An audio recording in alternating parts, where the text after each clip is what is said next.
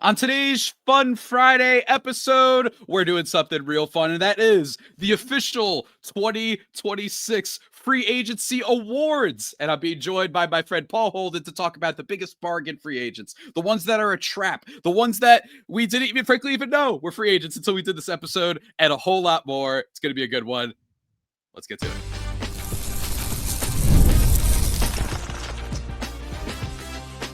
You are Locked On Padres, your daily San Diego Padres podcast. Part of the Locked On Podcast Network, your team every day.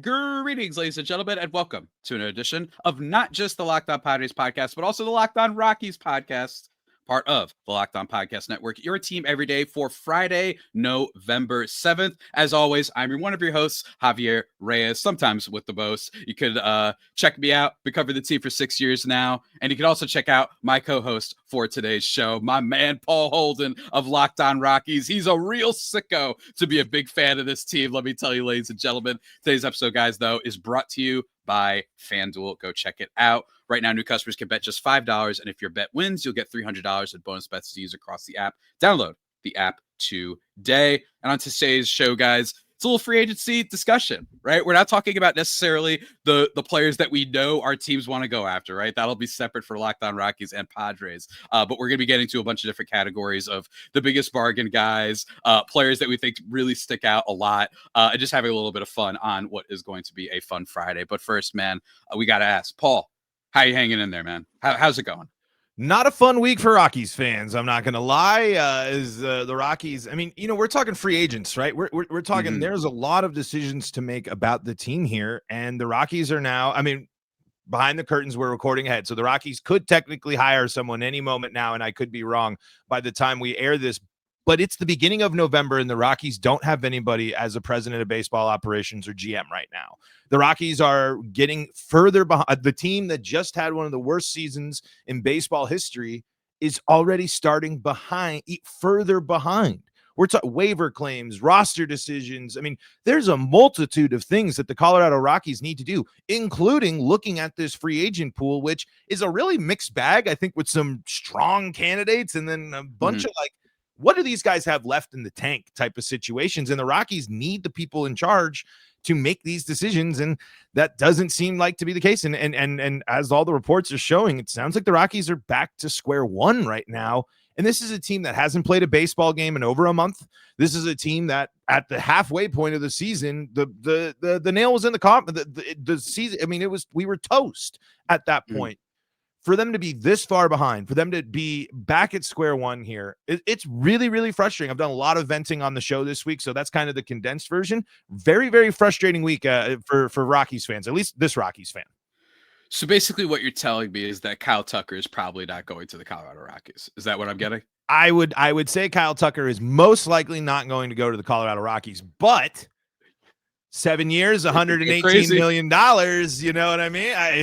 Chris Bryant, man, you never know. That remains one of my favorite free agent signings that I've ever seen because nobody believed it. It's got to be like $178 million. It's probably 178. I think it was something like that, but it remains one of my favorite free agent signings. Not because I was like, it'll be good or bad. I was just like, every single time you get rumors like that, it feels fake. And you're like, okay, they're not really going to do it though, right? They're probably just talking to him. And then it happened and I was laughing. It was an incredible day. What a free agent class that was. But speaking of free agent class, guys, I recommend everyone go check out, you could go on in The Athletic, Keith Law. That's what I've been using to look at stuff. His top 50 free agents, not necessarily because I agree with everything he says, but just in like a nice, good kind of list of what the free agents are for this year. And I think that it's a weird one. It feels like we really don't have many top level S tier guys, but I think we have like 20 B plus guys in here that could be really, really interesting, that we're going to be talking about, both you and I think as the offseason progresses in terms of just like who makes sense for both of our teams. But we wanted to shake things up just a little bit. And I came up with a couple categories for some awards that we would be handing out for this free agency class.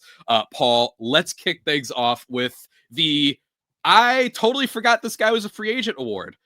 This award is handed out to whoever Paul and I, when we looked up the free agent list and said, wait, actually? And not even whether it be for good reaction or just a bad reaction or it be indifferent, that we were just shocked that this person was a free agent because I don't know. Maybe we're exposing ourselves for maybe not paying attention to the rest of the league enough, but nonetheless, that's where we are. Paul, who is your nominee / winner, whatever, for this prestigious award? This one might be a little out there, mostly, but I think it factors in. Oh boy, Carlos Santana. I mean, mostly just because Carlos Santana in He's the league, still 40 years old, and then not only that, 3.2 WAR this season. I mean, that's better than almost every Rocky, I think, other than Hunter Goodman. I mean, I know that not a surprise that a guy that's 40 is a free agent at this stage in their career, mercenary status, probably on those short-term deals. But I think this free agent class was something where I was kind of like, there's just a lot of guys, which is interesting because I'm looking at Baseball Reference and they're saying Carlos Santana's at a 1.1 WAR this year. So and then Fangraphs says 0.3. So I don't know. I don't know where. Probably bad defense too. It's a first baseman. It's hard to generate WAR at first base. Here because but still, I'm just seeing names. I see a Carlos Santana, Rhys Hoskins, Paul Goldschmidt. I know these are first basemen, but we're talking about you and me. These are kind of names that it's like, whoa, like these were I mean, it's kind of interesting. I really think that baseball is entering a huge changing of the guard right now of new generation of the next young, the Jose Ramirez's, the Vladdy Juniors, there's this whole other wave of players that are coming in that are kind of pushing these players aside, but there's still, certainly some players that can impact. Jose Iglesias, again, another name where I'm just bringing up some of the guys that it's just kind of surprising that, some of these guys are really doing it. But one that I know was kind of obvious, I to some, was Ha-Seong Kim opting out of his deal. To me, that snuck up on people, though. You're not the only one. Yeah, I think it's a surprise because it just is like, I don't follow. I just kind of, I follow a lot of our hosts and stuff, and especially, there's just a lot of baseball, and there's only so much time. The Braves were just so dominant against the Rockies these last few years. I always looked at them as a machine, and I was just kind of like, they seem like the team that would want to hold on to someone like him to be like, this year was the anomaly. We're going to commit to this guy. We're going to buy back in.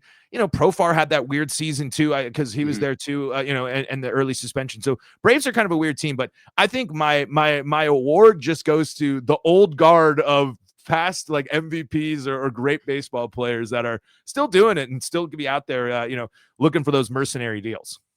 Yeah, it's really especially. I think Kim is a great one also. That might be the one that I like the most. And Carlos Santana, just shout out to a guy who refused to ever be a star, but refused to be terrible. It's just shouts to Carlos Santana, just being a Cleveland Guardian during their good years, Cleveland Indians at the time, and just freaking hanging in there as like a decent kind of, bottom of the order bat. But I think with Ha-Seong Kim, it was a little bit surprising considering how much time he missed. And like considering he didn't have a great year, you would think that he'd opt in and then maybe opt out the year after that to try and get a bigger deal. So that was definitely on my list as well, Ha-Seong Kim. Some nominees for me, though, for free agents I didn't even realize. Number one, Edwin Diaz, had no idea. And I think part of this is just the us growing older and that the time becomes nothing but a black void. Because I also feel like the World Baseball Classic injury was like a year and a half ago. Right. So I saw this being like, didn't he sign like a 5-year, a bajillion? Apparently he's a free agent, which is kind of crazy. So I was freaked out about that. And then another bet, Starling Marte, because I also felt like that deal happened not too long ago. But I do remember that it was like a 4-year deal in like 2020. So maybe that one isn't as crazy to me. But even still, those were the two that stuck out to me, as well as Ha-Seong Kim, for just like, I was just really surprised that they were free agents. And I think especially in the case of Kim, just being like, wow, like, I guess maybe the agent knows something, right? It's always that, like, maybe he knows there's a team out there. Maybe it could be the Rockies, who knows, that are ready to offer you, hey, we'll give you 4 years, 80, right? Like, so we're going to give you what Gleyber Torres is probably going to get. I wonder what happens when they call the Rockies right now. Like, where does it go? Does it does someone answer the phone, or is there like you've reached the GM of the Colorado Rockies? We're still looking for one. Dick Montfort here. Feel free to give me a jingle on my personal email. But Rockies technically good at shortstop, but are looking for a second baseman. So could be looking for that. But that's a good thing. And there's some other interesting kind of names here. Kevin Biggio. That's just when we're talking about the Blue Jays. There, it's obviously not a surprise, but it's just like, man, a name that you thought was going to be, you know, right up there with those other Blue Jays, and just did not end up panning out. Was he even on the Blue Jays this year? I don't even think so. Who? Biggio? Biggio? I don't Kevin think Biggio. so. I don't think Biggio was on there, man. I remember when people were excited about him. But folks, there are other players to be excited about. We're going to get into our next category, which is a lot of fun. But first,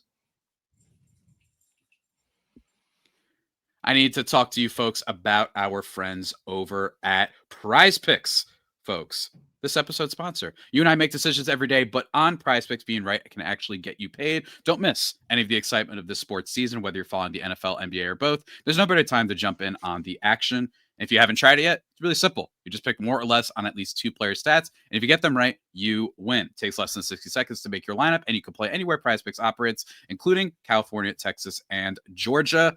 So what are you waiting for? Go download the PrizePicks app today and use code LOCKEDONMLB to get $50 in lineups after you play your first $5 lineup. That's code LOCKEDONMLB for $50 in lineups after your first $5 lineup. PrizePicks, it's oh so good to be right. And Paul has something that he'd like to tell you too.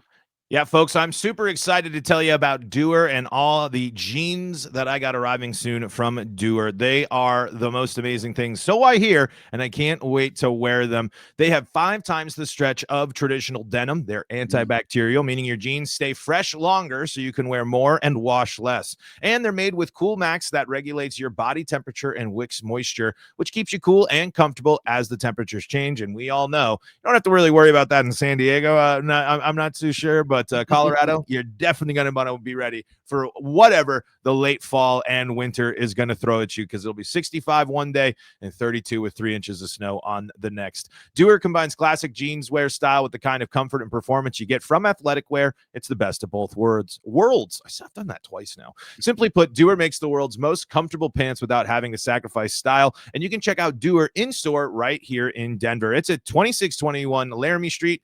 Pick up a pair for yourself or as an amazing holiday gift. Mention my promo code LOCKEDONDenver in store to get 15% off your first order, or check them out online at shopduer.com/LockedOnDenver for 15% off. That's shopdoer.com/LockedOnDenver.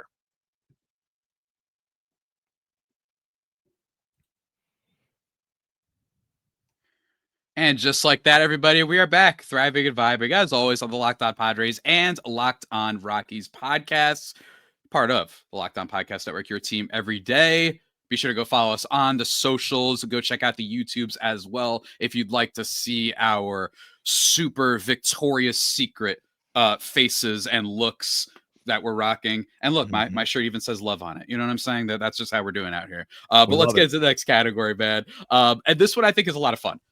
It's just the classic. You got to go through it. I love doing this every year because every year without fail, there is one. I actually nailed it last year with Anthony Santander. If anyone wants to go check out my work over at Just Baseball, I wrote about him being the biggest trap free agent of the offseason. Maybe he'll bounce back this next year.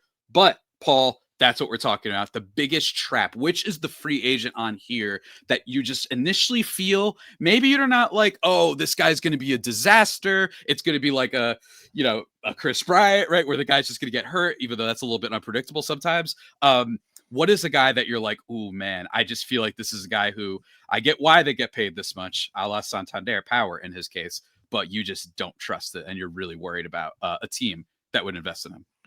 I want to start this off by saying I think this player is great, and I think he can certainly be and replicate what he's done and do what he did again.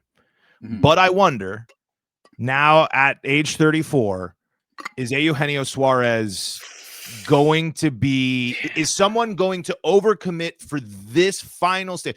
2 years, 30 plus homers, in the next out of a 5-year deal or something you sign. I think the trap with the names that we see in this class are too many years for these guys that are set. These guys deserve contracts. Gino deserves a contract, deserves to be paid. Let me make that. I would love a Eugenio Suarez playing third base at 20th and Blake. Absolutely. But if you sign Gino to a 5-year deal, you're approaching 40. you're talking age 39, and I know age is different, but health wise, what does that look like? So I mean, he's kind of one of the names. Max Muncy, I think, kind of also follows in that with both. We're looking at these third baseman list here as well. And I want to throw a random one out there where will someone overspend on a Kike Hernandez, for example?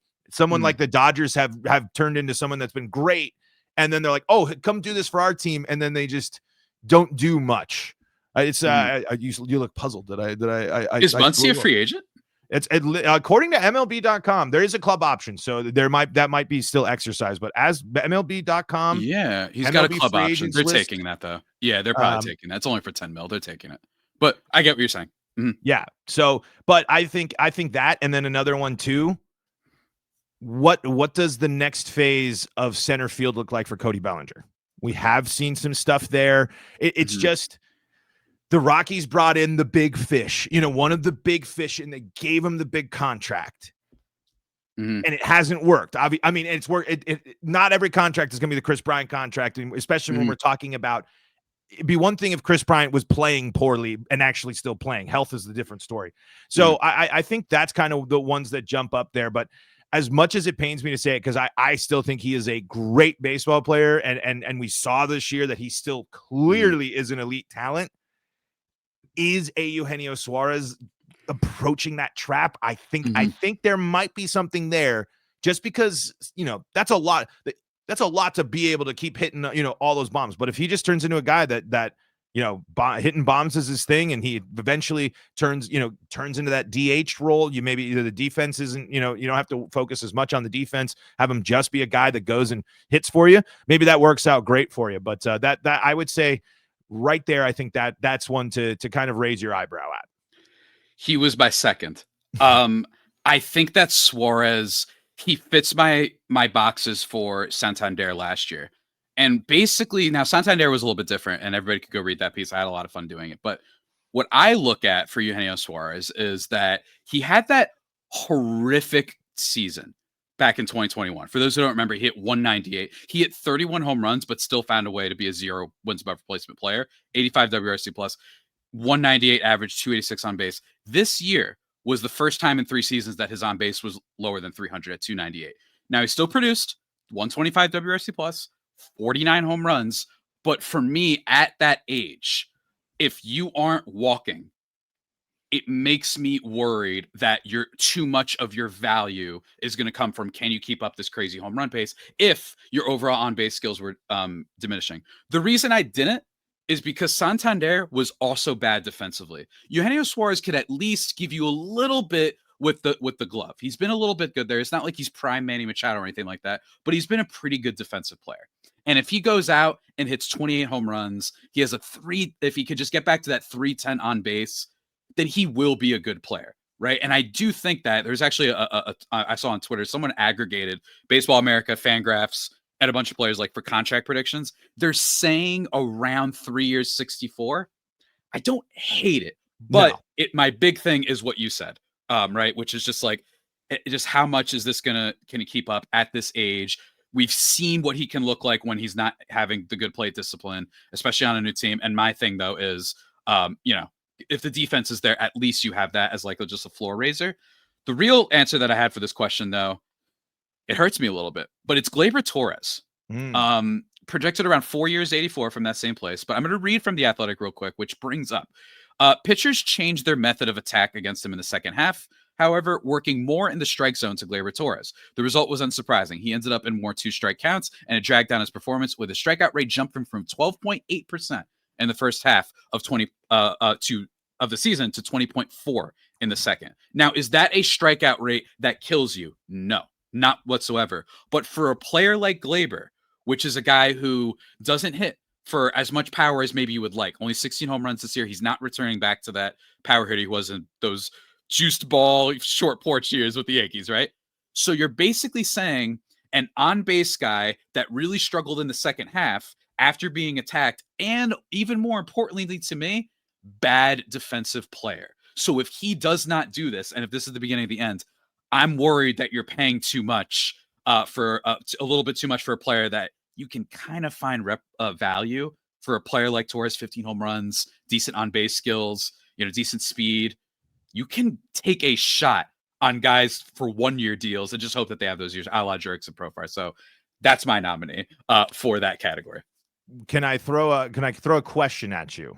Go for it before we get on to the next one. Does Bo Bichette get nominated in this category? Almost, because yes, the defense hasn't been great with him, but I love that he has consistently been one of the best bat to ball guys for, I think, 5 seasons now. So that's what I look at. I just look at that the offense has been good for a while. But I will tell you, Bichette almost makes it if his projections are there, which is that he's estimated 8 years to 11.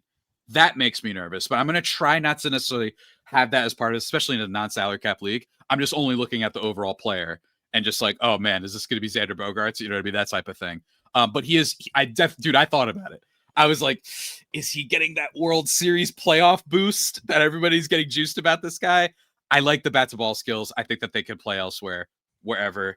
I like that he's been super consistent. But overall, I'm totally with you. That Bo Bichette is definitely like probably my third. There where I'd be a little bit worried. How about 2 big bats here? Schwarber and Ozuna. How much? I mean, again, Schwarber was incredible. He's been insane. One of the best bats in the game. But it's feast or famine. But he's real good at feasting. We know that. I mean, we're talking about guys that can really change. I mean, I think DH is an incredibly important position, just as a guy who loves offense. If you have we have seen historically great DHs mean big business, are huge. When David Ortiz walks up in the Red Sox great runs, you're like, holy cow, they have a chance because this guy is so good.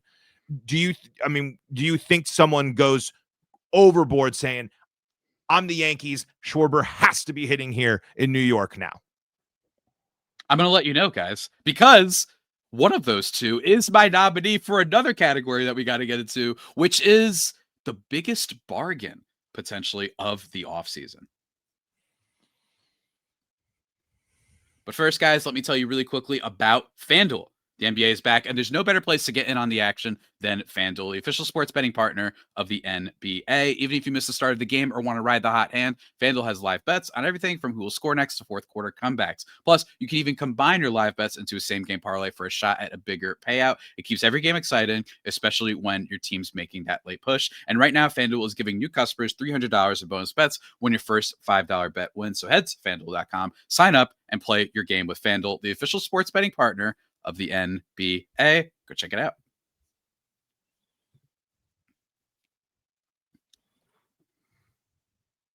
And just like that, everybody, the waiting moments of this podcast with Paul Holden of Locked On Rockies. He asked me about Kyle Schwarber and Marcell Ozuna. Let us transition really quickly to the biggest bargain free agents that we think stood out the most. And one of them for me is Marcell Ozuna. The reason he's there is because I just don't think that you have to spend too much to get him. He's projected to just be a 1 year type of guy. I kind of like buying in on the Braves players only because they were so bad this year that maybe it could get better. I will say, yes, his strikeout rate, like he basically only his power, all of his batted ball data did go down this year. It did not advance in the second half as it did. But I just think like there are teams out there that could say, you know what, we can go and turn this guy into something decent. Maybe he's still got 25 home runs in him. And if you're a team like the Padres who really need power, there's worse places to go, especially since they probably can't afford Schwarber. But again, not foolproof whatsoever. He's not my main nominee, though. But let me just answer really quickly about Kyle Schwarber. He's too cool for me to care. Right. Hey, no analysis. Hey, I'm right. Hey, I can't argue. He's That's literally cool. the perfect. You would love to have that dude on your team. He's just too cool, man. But it's true. Like players like this. But my thing is this: 56 home runs this year, 38 the year before, 47 the year before that, 46 the year before that, 32 before that, 11 in 2020, which was a lot. Then 38 before that, 26 before that, 30 before that. He's so consistent with it, and he has good on-base skills, right? Like that's another thing I love about him is he walks a lot. He's got a career on-base percentage of 346, right? He's going to walk. He's going to be atrocious defensively, so do not ever put him in the field. But it is true that for what he's projected, which from the same place, they're saying about, let me see if I can find it, 4 years, 118. I don't hate that, man. Because if he declines, yeah, that's bad. I get it. But my thing is like, I don't even want to look at numbers, man. I just want to be like, the guy's too cool. And I don't know, maybe he's a gamer. I think if your team is more set up, I would go for Schwarber for sure. But if you're a team that's looking for a star to like kind of be a building block, if he busts, I'd be worried about the possibility of a bust. So that would be what I say about Schwarber. But my actual, just to get back to the category, my actual biggest bargain is Jorge Polanco. Yeah, I love this guy. I was curious. I mean, the buzz around Seattle was that he was going to opt out, I think, still. But I was wondering, I mean, with that run, what a fascinating postseason, what a good year. I think this is the right move for him to go and test the waters to see what he can do. He is for a decent amount of power. He can run a little bit. He's got decent, hands and all that stuff. He's not a very good defensive player, but it seems like he's not going to cost basically anything. So a team that's in just desperate need of some offense, and especially this, Paul, at second base. Go look at the second base position in baseball. Jay Cronenworth is probably like the 6th best second baseman in baseball. Just to give everybody an idea, that position has nothing right now. So that's what's baked into this for me. Number one, that he seems to be a gamer. He showed up big time in the playoffs for them, which I do like. But more importantly, he's been good for years now, right? Like he's had a lot of good years. He was awesome on the Twins. Just this really consistent batter who would not go away. He was a 4-win player not too long ago. So part of me looks at this and says, you're not going to find other good second basemen unless it's going to be an influx of prospects. It reminds me of like where shortstop was in the early 2010s, right? Where it was basically like Troy Tulowitzki when he's healthy, and then Hanley Ramirez when he's healthy, and then Elvis Andrus, right? Like it really got bad after that. I think that's where second base is right now. So that's baked in to my bargain. If it was a little deeper, then I'd be like, no, he's not there for me. But projected to be just a 2 years, $31 million player, I think you could do worse. And I like him at that price. Yeah, I think that's a great call. I think that's that's a move that can help, as you've seen. Big moments in October, big moments that, can help you if you're, again, a team that might be a little bit closer, a team that's, there's nothing that like really is like, like you mentioned, fine all around, maybe good, up into the good areas, but isn't necessarily a minus. We were talking Schwarber, it's like liability on defense. We're not talking liabilities or something here for a guy like Polanco. I got one that's going to be a little bit interesting, and I really think that this could apply to a lot of players within the catcher category as well. I mean, I'm not necessarily going there, but there's some interesting names for guys that are available at catcher that you just need a guy. I mean, if you can get JT Realmuto on a deal, like that's going to help your team. That's a veteran catcher guy that's going to help you. I know Elias Diaz wasn't probably much, but I think there's some veteran catchers that aren't going to knock the socks off of people, but that's kind of an interesting category to launch. This one is a name people are talking about, but I think they're going to find the right deal. I think Josh Naylor can be a very still believe. Yeah. I think he found a place. I think if Seattle and him can come together on the right thing, I think that this is going to be somewhere. He hit well in a tough place to hit in Seattle. He didn't come to Seattle and fall off like we've seen people, like we've seen people go to the Mariners before. The guy stole 21 bases in a row without being thrown. I mean, and play. I am a believer in first base defense. He made some huge plays in the postseason along the line there that if you can get him, lock him up. He's 29 years old right now. You're basically, right around that athletic prime. Is if you don't overspend, because I don't think he's done enough to say, well, we're talking, even Pete Alonso, the big name, which you probably could have fallen into that biggest trap, maybe, perhaps, category. But when you're looking at some of these other guys, I think that there's other ones that you maybe want to invest. Your Kyle Tuckers, those kind of guys where you're like that. I think Naylor still has a little bit of that chip on his shoulder, but I think watching him play in Seattle, I think he found somewhere that he's comfortable, and I think that he could be. If he isn't focused on, I need to max out on my money right now, because I think that's where you balk a little bit if you're Seattle, is that obviously they're going to prioritize bringing Naylor back than Gino, because Gino's got the resume that's going to go for more. But I'm a believer in Naylor. I think that there's something about. I think he fit in very well with that Mariners club. I think that this is a match that could work. I could see another team, maybe if they're going to take him from the Mariners, that could be maybe that bust category, going a little bit more, trying to ask a little bit more. But I saw something for Naylor in like the 4 for 60 million range. I feel like was something like maybe in the early stuff. Yeah, it's 5 years, 98 from what I'm looking at is like the estimation if you combine I everything. wouldn't go 5. I would try to go 4 in the 60 to 70 range, because I think with the age and his skill set, as we saw this year, interesting trade candidate if you need to punt. He's a guy that, just like, you know, he could be an interesting guy, that a power bat that someone's looking for at the deadline if everything explodes in Seattle and you got to get out. I love this. I actually think I might want to change my answer on this. Again, my big thing with Polanco is the second base thing. It's been 4 years with Naylor. He's 28, which is not too old. 4 years straight of having at least a 118 WRC plus. Even if he doesn't add a crap ton of value defensively, it's okay. It's first base. If you're going to have someone bad at defense, it's first base. I don't think the 30 home run season, I think everyone was like, he's probably not that, but can he just hit 20 again and be a guy who walks a decent amount, doesn't strike out too much? And I don't know if the 30 stolen bases was him just flexing before free agency. That's possible. But I just think 28, what if he just keeps doing this, right? Like, I haven't seen anything with Josh Naylor. It's been 4 years now. I didn't totally believe it at first, right? I don't think anybody did, especially Cleveland, especially when he did that baby carry thing. Yeah. I'd be a little bit worried, but I just think that the batting skills is okay. I would be worried a little bit about the power falling off.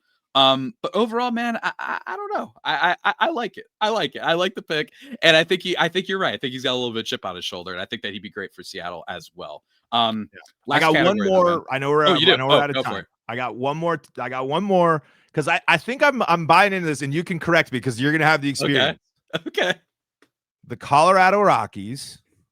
He's good. I know. Sign Luis Arias, 2 years, $20 million. Solely to bat lead off and hit at cores. They got young guys that'll play defense. They could even slide him into potentially playing some DH and have their young guys play second base and just go in that direction. A hit for a guy who can hit playing in an environment like Coors.